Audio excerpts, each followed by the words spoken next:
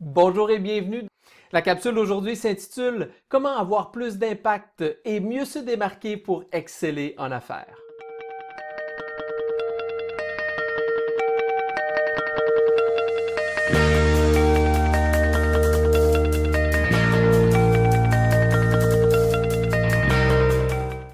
Vous savez, pendant bien des années au niveau de la vente, tout ce qui nous a été montré et enseigné, ce sont que les vieilles techniques de vente agressantes et repoussantes pour tous les consommateurs d'aujourd'hui.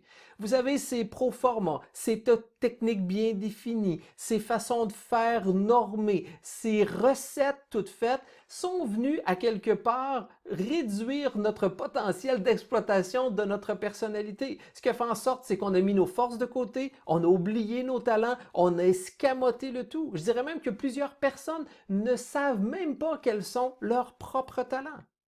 Pourtant, nos forces et talents sont le facteur principal de notre réussite. Ce sont eux qui font en sorte qu'on va être en mesure de se distinguer. Ce sont eux qui vont faire en sorte qu'on va être en mesure d'exploiter positivement la connaissance de soi. Plus vous serez en mesure de vous distinguer, plus vous allez vous démarquer. Plus vous allez vous démarquer, plus on vous remarquera. Plus on vous remarquera, plus on vous reconnaîtra. Plus on vous reconnaîtra, plus on vous connaîtra, et plus on vous connaîtra, plus on vous achètera.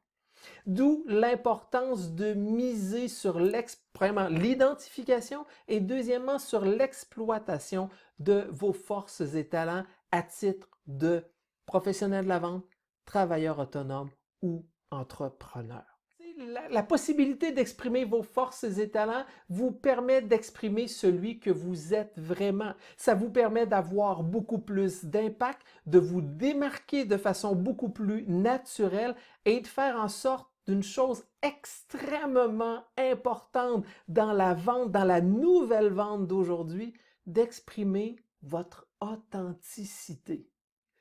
Ça, c'est un grand mot qui a longtemps fait défaut au niveau de la vente et qui a surtout donné la mauvaise presse et la réputation négative à la vente. C'était le manque d'authenticité. On a tous en tête un vendeur quelque peu douteux qui a tenté de venir nous vendre quelque chose. Sachez qu'il n'y a plus personne dans notre économie d'aujourd'hui qui veut faire affaire avec un professionnel de la vente, un travailleur autonome ou un entrepreneur douteux. Pendant bien des années, pour s'améliorer, ce qu'on nous disait, c'est pour s'améliorer, travaille sur tes faiblesses. Et moi, je vous dis, arrêtez ça immédiatement.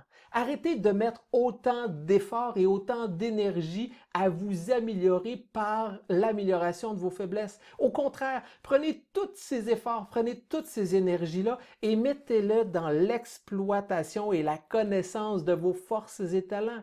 Vous allez voir à quel point vous allez davantage être efficace, à quel point vous allez rayonner, vous allez vous distinguer beaucoup plus facilement et vous allez voir également que vos faiblesses vont prendre beaucoup moins d'importance. À la limite, peut-être que certaines d'entre elles vont disparaître. L'exploitation de vos forces et vos talents sont nécessaires à votre succès et à votre réussite.